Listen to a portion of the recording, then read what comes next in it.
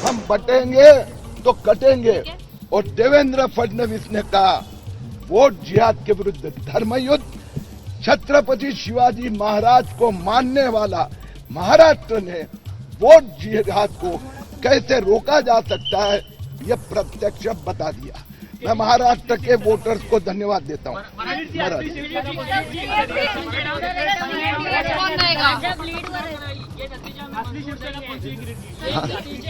एक minute,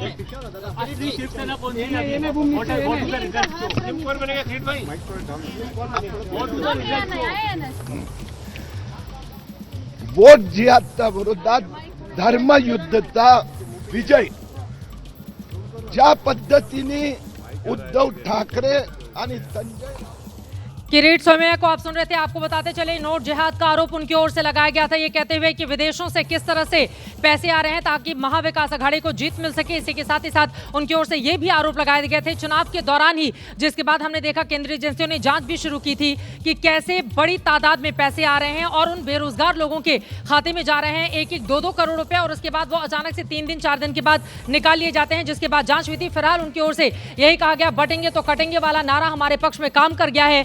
Kirit Somaiya Bharatiya Janata party के पूर्व सांसद, बड़े नेता को आप सुन रहे थे। लगातार तमाम मुद्दों पर वो घेरते रहे हैं यहां पर विरोधी दलों को। लेकिन बड़ी खबर, कर्नाटक में सभी 3 सीटों पर कांग्रेस पार्टी आगे चल रही है। केरल के पलक्कड़ में भारतीय जनता पार्टी आगे चल रही है। पंजाब में 2 सीटों पर आम आदमी पार्टी, जबकि 2 सीटों पर कांग्रेस पार्टी आगे चल रही है।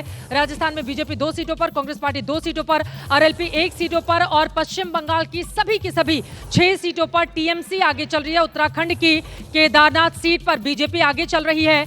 मध्य प्रदेश में केदारनाथ सीट इसलिए महत्वपूर्ण हो जाती है क्योंकि अयोध्या और बद्रीनाथ ये भारतीय जनता पार्टी के लिए दुखती रग रहे। ऐसे में केदारनाथ पर अगर वो उत्तराखंड में आगे चल रही है तो थोड़ी वो राहत ले सकती है। नांदेड़ लोकसभा उपचुनाव में भारतीय जनता पार्टी आगे चल रही है। यूपी उपचुनाव में बीजेपी 6 पर, समाजवादी पार्टी 3 सीटों पर आगे चल रही है, जबकि बिहार में सभी 4 सीटों पर एनडीए गठबंधन आगे चल रहा है। कर्नाटक में सभी 3 सीटों पर कांग्रेस आगे चल रही है। एक बार हम चाहेंगे फुल फ्रेम में वो जश्न की तस्वीरें दिखा दी जाएं जो ठाणे से सामने आई है। ठाणे ये वही इलाका है जो एकनाथ शिंदे के प्रभाव वाला है।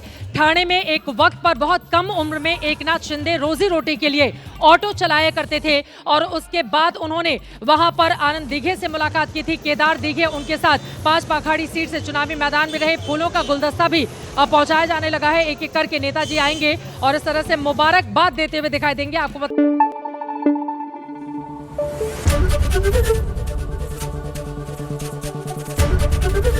एबीपी न्यूज आपको रखे आगे।